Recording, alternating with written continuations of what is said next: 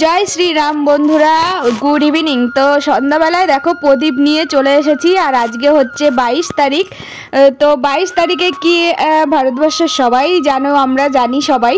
তো যাই হোক, আজকে হচ্ছে রাম মন্দিরের প্রাণ প্রতিষ্ঠা। তো তার জন্য আমি দেখো কতগুলো প্রদীপ নিয়েছি। প্রদীপগুলো এখন সন্ধ্যাবেলায় চারিদিকে জ্বালাবো, চারিদিকে দেবো আর কি।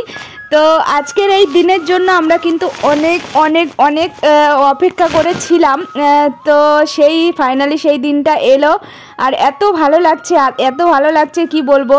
আমরা অযোধ্যায় তো আর যেতে পারলাম না, এর জন্য বাড়িতেই সেই মানে উদযাপনটা করছি।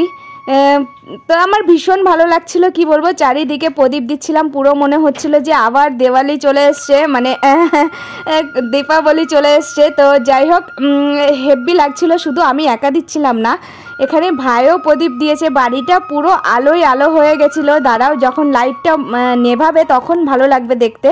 তো দেখতেই পাচ্ছ কি সুন্দর, মানে চারিদিকে আলো। শুধু আমাদের বাড়িতে নয়, পুরো পাড়াতে সবার বাড়িতেই এরকম প্রদীপ জ্বলছিল। তো এত ভালো লাগছিল, এত ভালো লাগছিল, মনে হচ্ছিল যে কালী পুজো মানে আবার দেওয়ালি হচ্ছে। তো যাই হোক, ভগবান, আমার খুব ইচ্ছা আছে যে রাম মন্দিরে যাওয়ার। জানি না ভগবান কবে ডাকবেন, নিশ্চয়ই যাব। আর যদি যাই তোমাদের সঙ্গে নিশ্চয়ই শেয়ার করব। তারপরে দেখো প্রদীপ জ্বালিয়ে আমরা একটু ঘুরতে বেরিয়েছিলাম। তো আমরা ইস্কন মন্দিরে যাব করে বেরিয়েছি, তখন রাস্তায় দেখি এখানেও রাম মানে পুজো হচ্ছিল, রামের পুজো হচ্ছিল। তারপরে খিচুড়ি দিচ্ছিল।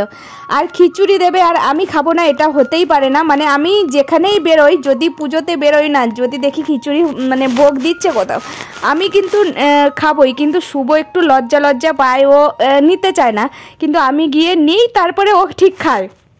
মানে আমার কি বলো তো, এরকম খিচুড়ি ভোগ দেবে রাস্তায়, আমার দাঁড়িয়ে খেতে আমার এত ভালো লাগে। আর যেখানেই দিক আমার কোনো লজ্জা নাই। আমি প্রসাদ খেতে আমার একটুও লজ্জা করে না, বিশ্বাস করো।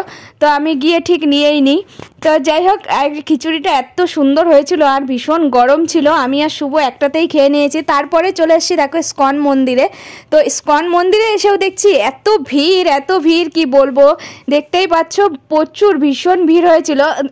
তো এটা হচ্ছে ইস্কন মন্দিরের রাম মন্দির। তো এখানে তো ঢুকতেই পারবো না, মানে পারিনি। দেখো কি সুন্দর করে প্রদীপ দিয়ে সাজিয়েছে, ফুল টুল দিয়ে, দারুণ লাগছিল। আর মানে খুব সুন্দর করে সাজিয়েছিল। কিন্তু ভেতরটায় আমি ঠাকুর দর্শন করাতে পারলাম না তোমাদের।